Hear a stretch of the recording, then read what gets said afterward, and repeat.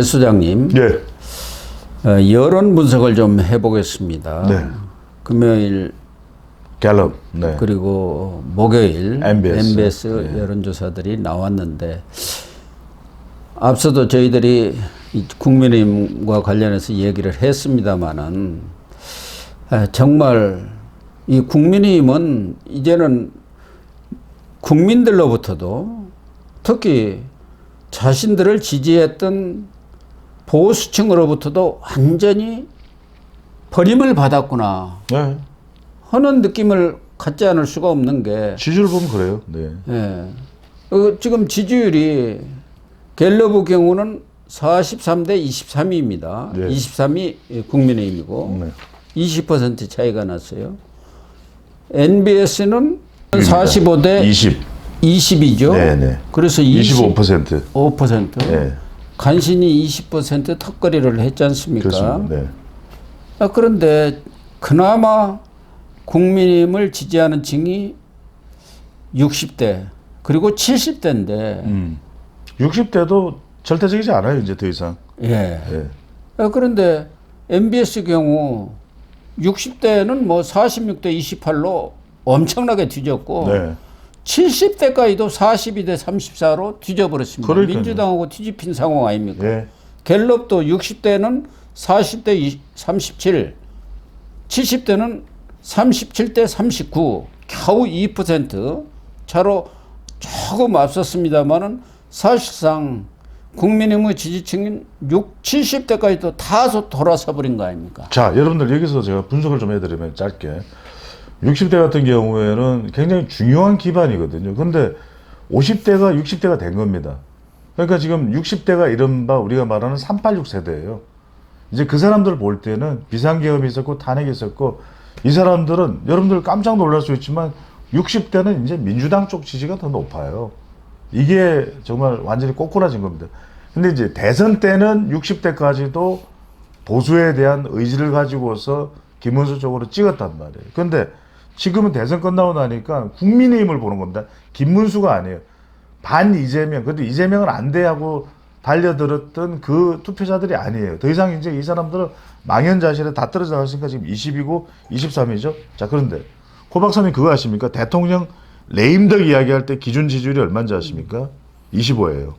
그러니까 지금 갤럽 조사에서 국민의힘이 23, MBS에서 20이잖아요. 이게 레임덕 정당이에요.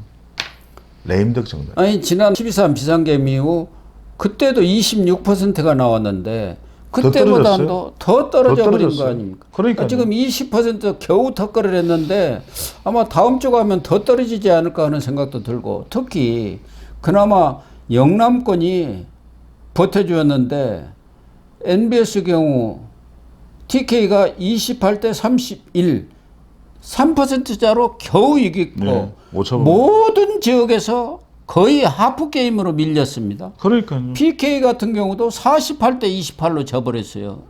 지금 지지율이. 그러니까요. 갤럽도 마찬가지입니다. TK는 27대 41로 앞섰는데 PK는 35대 29입니다. PK는 넘어갔다는 얘기 아닙니까? 그러니까요. 이게 왜 여러분들 왜 중요하냐면은 지방선거는 지지율이에요. 왜냐면 우리가 후보자 다 모르잖아요. 여러분들 이게 무슨 이야기냐면 지지율로 투표를 해요. 지방선거는 특히나 워낙 많기 때문에 교육감도 있고. 그러면 45대 20이잖아요. 그러면 이거는 지방선거에 당선자 나오기가 매우 힘든 겁니다. 그러니까 PK의 광역단체장이 3명이에요. 2018년 지방선거 때 문재인 정부에서 지지율이 많이 차이가 났죠. 그때 부산시장, 그 다음에 경남지사, 울산시장 다 싹 쓸어가요. 지금 이렇게 되면 내년에요. 이 지지율 못 끌어올리면 내년에 PK는 광역단체장 희망이 없는 겁니다. 아니 PK뿐만 아니라 PK는 이미 넘어간 거고 거기에다가 지금 해수부도 연내 옮기라는 거고 그렇죠. 그 해수부 장관을 부산에서 유일하게 당선된 전재수 의원한테 지금 해수부 장관을 맡겼지 않습니까?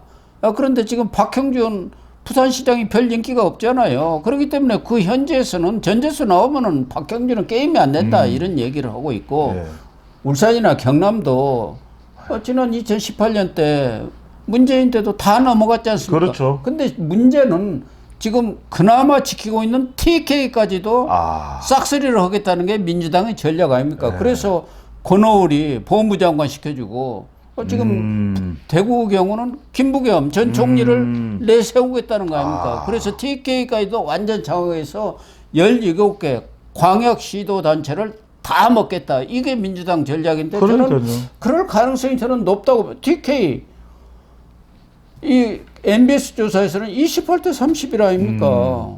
거의 붙어 있어요. 그렇기 때문에 TK도 넘어갈 가능성이 많다. 위험하죠. 네. 그래갖고 일각에서는 김문수가 경북지사 나가고 김문수 딸랑이 있지 않습니까? 김재원 전 의원은 대구시장 나간다 뭐 이런 말도 있던데 어림도 없죠. 그런 사람들을 가지고 가서는 한참 흘러가도 멀리 흘러간 물로 물레방아를 돌리려고 하면 되겠습니까? 특히 중도를 보면 더 한심합니다. 지난 대선 전에는 중도에서도 그래도 하프 게임 정도는 됐는데 MBS 조사를 보면은 중도는 44대 11, 4대 1. 갤럽 조사도 41대 16. 이런 여론조사를 갖고 있는데도 불구하고 앞서도 국민의힘에 대해서 여러 가지 지적을 했습니다만은 별로 쇄신이라든가 뭐 그런 노력이 없는 것 같아요. 그렇죠. 근데 첫 번째는 여러분들은 뭐냐면 이런 걸 수도 없이 이야기를 했어요. 전광판을 봐야 된다. 관리를 해야 된다. 여의도 연구원에도 중요하다. 여의도 연구원 같은 데가 이런 걸 관리하는 게 중요하다. 모르겠어요. 관리를 하는데 안 되는 건지 그러면은 관리할 수 있는 사람한테 맡기든지 또는 아니면 외부의 전문가들에게 의뢰를 내서 어떻게 해야 되는지 그대로 우리는 무조건 따르겠습니다 라고 하든지 그것도 아니고 고 박사님 말씀대로 저는 이런 아니한 생각이 있는 것 같아요. 그래도 TK는 우리가 묶었지 TK는 우리가 안 되겠나 이 생각인 것 같아요. 그러면 더 쫄아듭니다. 여러분들 외연 확대를 해도 이게 유지가 될 수 있을까 말까 한데 더 위축돼서 더 축소돼서 우리는 이것만 우리 것만 딱 지키겠다 우리 그러면요 그것마저도 지키기가 힘들어지는 거예요. 그러니까 그 내용을 수도 없이 우리 고영신 TV에서 이야기를 했거든요. 분명히 선거 전에도 선거 앞에도 계속. 그런데 단 한 번도 이 전략적 제안을 받아들이는 모습을 저는 못 본 것 같습니다. 지금 뭐 쇄신 방안 전문가한테 물어보고 말 것도 없어요. 그동안 여러 차례 대선 이후에도 관련한 조사들도 나왔고 다 아는 거예요. 그런데 그걸 안 하는 거죠. 그걸 하면은 지금 이른바 주도권을 쥐고 있는 주류인 친윤 중진들이 다 떨려 나가야 하는데 그걸 할 리가 없지요. 그러니까 알면서도 안 하는 거 아니겠습니까? 그게 문제인데 지금 이재명 대통령에 대한 지지율은 64. 잘했다. 잘못했다 21. 64%까지 지금 올랐지 않습니까? 그렇죠. 이것은 상당히 높은 지지율입니까? 높은 거예요. 왜냐하면은 뭐 문재인 이렇게 비교하는데 그때는 이른바 기저현상이 있었잖아요. 워낙 탄핵으로 과당했기 때문에 그거에서 이제 평가를 하는 것이기 때문에 상당히 또 그때는 그 일종의 폭발력 있는 현상이 있었죠. 이른바 반사이익으로 정치적 반사이익으로 야 문재인에 대해서 또 초반에 굉장히 그런 전략을 잘 썼잖아요. 뭐 탁현민도 있고 이렇게 붐업이 된 거죠. 또 이른바 허니문도 그때까지 정도는 존재를 일부 했던 것 같아요. 근데 지금은 허니문 없습니다. 허니문 없고 진영 간 대결이 빡빡하게 돌아가는데 대선 득표율이 49.42%거든요. 근데 지금 갤럽 기준으로 64다 높은 거예요. 그리고 또 제가 그런 말씀드립니다만 지금 제가 아는 누군가도 지금 용산 대통령실에 가 있어요. 상당히 이 여론조사를 주간으로 단위로 하는 것을 늘 해왔던 사람. 제가 알기로는 경기도에서도 이재명 지사랑 함께 했는데 그 사람이 있어요. 그게 뭐냐? 끊임없이 전광판을 보는 겁니다. 이 지지율을 더 올리기 위해서 어떻게 해야 될지 굉장히 전략적으로 접근을 하고 있는 거예요, 지금. 그런데 지금 진보층이라 할까 또 이재명 지지층은 털똘똘 뭉쳤구나 또 기대감이 엄청나구나 할 수 있는 게 호남 같은 경우는 85%입니다. 그렇죠. 잘하고 있다가 그리고 40대 아주 골수 지지층 아닙니까? 잘하고 있다 83. 그리고 진보층은 92%. 그러니까요.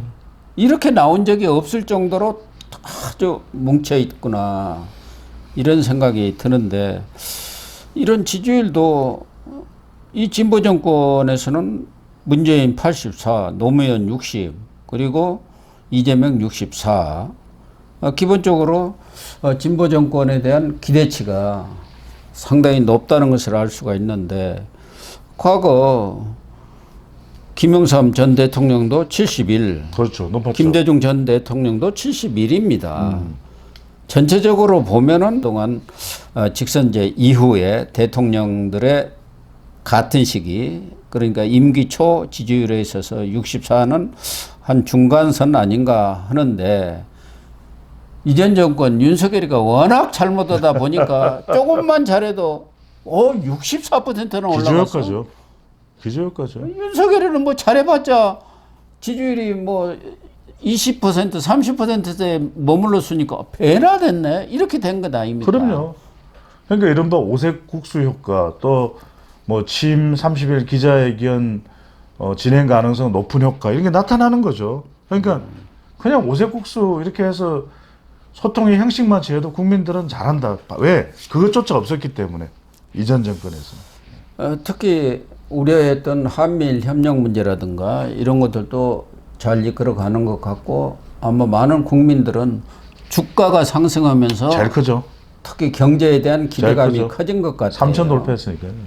그래서 경제가 좋아질 것이다.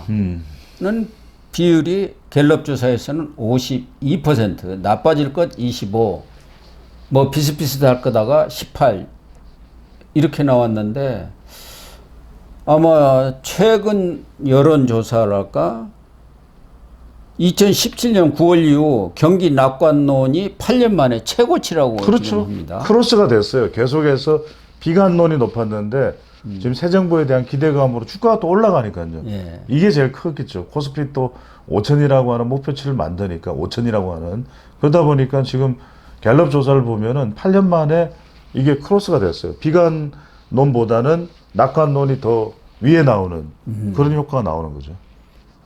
대신에 살림살이가 좋아질 것이라는 것은 33, 나빠질 것 17, 비슷비슷해질 것 47%. 그렇게 경기가 좋아질 것이라는 기대감을 갖고 있지만 실질적으로 살림살이가 그렇게 갑자기 좋아지지는 않거든요. 그렇죠. 예. 지금 호 박사님 말씀하신 게 중요한 게, 이 지표가 중요한 게 국가 경제에 대한 기대감은 큰데 내가 정말 괜찮을까? 이건 다른 문제입니다. 그러다 보니까 지금 그게 해소가 잘 안 되니까 전 국민 재난지원금 또 뿌리고 그다음에 또 특검 등을 통해서 정치적으로 이제 국민의힘은 보수정당 거의 고립시키고, 저는 이재명 대통령이 지방선거까지는 순항을 할 걸로 봅니다. 근데 이제 지방선거 이후에 여러분들 한번 생각해 보세요. 자, 미국은 중간선거가 있죠. 그 다음에 지방선거가 6월 달인데 6월 이후에 국회의원 선거까지는 시간이 좀 꽤 있습니다. 한 2년 정도 시간이 걸리는데 이때 과연 경제가 괜찮을까? 경제가 괜찮을까? 이거 상당히 중요하고, 만약에 2028년 총선에서 다시 여소야대가 된다. 밖에서. 왜냐하면 그때는 사람들이 정권 심판이에요. 그렇죠. 2018년 총선은 정권 심판이기 때문에. 거의 뭐 중간 지점이니까. 그렇죠. 네. 그래서 저는 어떤 말씀을 드리냐면, 그런 점에서 지금 사법부에까지도 완전히 이재명 대통령 사람으로 장악을 하려고 하는 이유가, 사실상 국민 여론에서 좀 불리하다 하더라도 보수 정당이 거의 괴멸돼 버리면 그건 더 이상 신경 안 써도 되잖아요. 경쟁자가 없으니까요. 그래서 저는 그것도 구상해 두고 있는 거 아닌가. 대통령 협치 통합을 이야기하지만 민주당은 계속 이제 밀어붙이는 거죠. 한도 없이 계속. 네.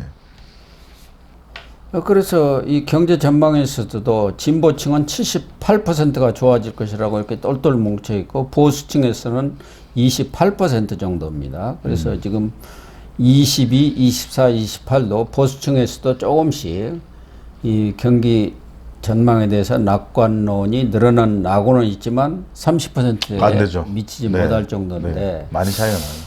앞서서 이재명 대통령에 대한 그 지지도 이런 것들이 진보층에서는 80%가 넘을 정도로 뭐 92%까지 나올 정도니까요. 그런 것과 맞물려서 이 진보층 경제 전망도 78%면 엄청나게 그렇죠. 낙관적으로 보고 있는 것 아니겠습니까? 계속 이렇게 낙관론을 끌어가는 두 축이 이걸 거예요. 증시를 계속해서 활성화시켜야 40대, 50대들이 붙어줄 수 있는 거고, 그 다음에 전국민 재난기금을 통해서 자영업층과 그 다음에 소상공인들을 또 견인할 수 있을 테고, 이게 결과적으로는 대통령 지지를 만드는 것이고, 이 사람들 다 합하면은 60%대 지지율이 나오는 거예요. 그러나 이렇게 기대가 높을수록 경우에 따라서는 그 기대에 못 미치는 실질적인 이제 성과가 나야 하는 그렇죠. 거예요. 지금 기대치 아닙니까? 맞습니다. 정부 출범한 지 이제 한 2주 됐습니다. 그렇죠. 그런데 앞으로 갈수록 그런 기대치가 나지 않고 돈 뿌려가지고 인플레가 되고 또 주가라든가 부동산 거품이 무너졌을 경우에 따라서는 이재명 정권이 진짜 위기를 맞을 수도 있는 거 아닙니까? 안보상도 이유가 될 수 있는 거고, 지금 뭐 이란 이스라엘 전쟁하지만 아직 트럼프 대통령을 못 만났잖아요. 이것도 큰 거고요. 네. 지금 트럼프 대통령도 뭐 7, 8월에 한미 정상회담을 추진한다고 하지만 트럼프의 지금 태도를 보면은 썩 그렇게 만나고 싶은 생각은 별로 없는 것 같아요. 그러니까 제일 중요한 거 이거죠. 상호 관세도 그렇고 방위비도 그렇고 그 뭐 갖다 바칠 거야? 아니 여러분들 이 장면을 보셨습니까? 이 장면을 보셨냐고요? 저는 트럼프의 가장 적나라하게 트럼프의 민낯을 보여준 게 그거잖아요. 나토 정상회의 가서 딱 나토 정상회의 가서 이번에 어떻습니까? 벙커버스트로 그냥 이란을 괴멸시켜 버리니까 다들 아이고 큰형님 오셨습니까? 아니 지금 유럽 의장인가요? 아빠라 그랬어요. 아버지라 그랬어요. 요즘 뭐 온통 뭐 대한민국 우리한테 정치권 배웠나요? 이재명 아버지 그러니까요. 아닙니까? 아버지라 그러는 거예요. 그러니까 데디 어버이 아니에요. 어버이. 난리가 났어요. 근데 지금 그래서 다들 아이고 우리가 그냥 5%포인트 GDP 대비 방위비 정해가겠습니다라고 이야기를 하니까 스페인이 우리는 좀 못할 것 같아요. 이렇게 이야기를 했거든요. 트럼프 대통령이 어떻게 나옵니까? 스페인, 에스파뇰, 오브리가도 관세 2배 때려줄게 이렇게 얘기하는 겁니다. 저는요 이게 무서워요. 트럼프는요 장사꾼 아닙니까?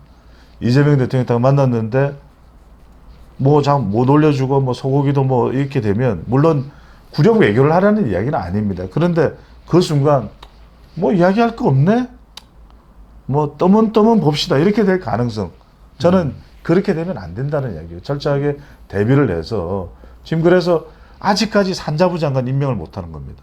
왜냐하면 안덕건이 미국에서는 이 안덕건 장관에 대한 신뢰가 있어요. 통상교섭본부장은 누군가요?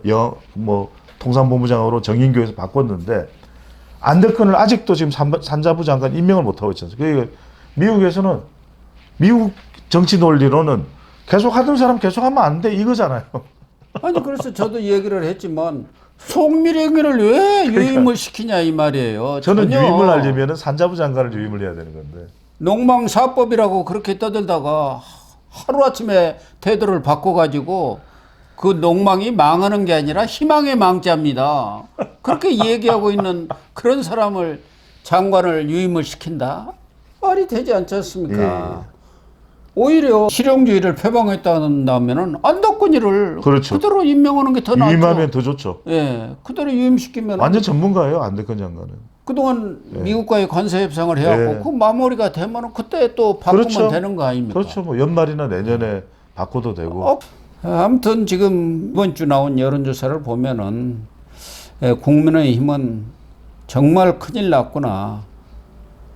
자기들의 전통 지지층한테 마저도 완전히 등을 돌린 그런 상황이 벌어지고 있는데도 불구하고 끓는 물에 담겨 있는 개구리처럼 물이 서서히 뜨거워지니까 삶아 죽을지는 모르고 시원해 뜨뜻하니 좋네 뭐 이러고 있는 거 아닙니까? 큰일 날 일이죠. 네. 네.